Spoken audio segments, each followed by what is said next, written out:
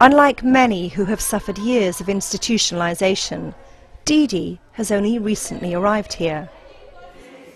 Before this, she was living with her mother. Аз съм родена на 24 март 1988 годината родена и Диана Цветанова Илиева така мама.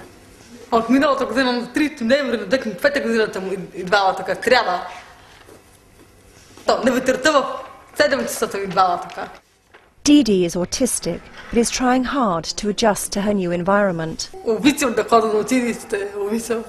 И там математиката ми любимия предмет. Късите такива стихотворения да ги... А дългите са ми трудни, дългите романи да ги има.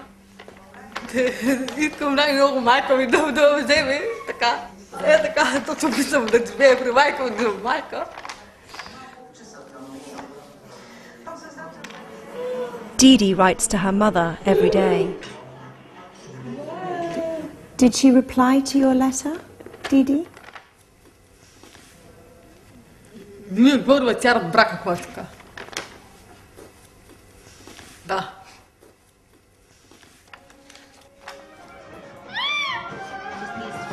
Didi's mother couldn't cope with her living at home, so she sent her to Mogilino.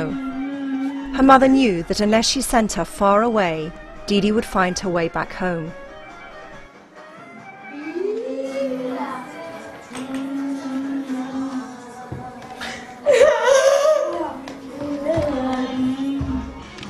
Никой не иска да си играе с мен. Ами те не могат да говорят, те така, те са глухите. Не могат да си играят нищо така. Тук никой не може да говори, тук са само увредените, само не могат да говорят.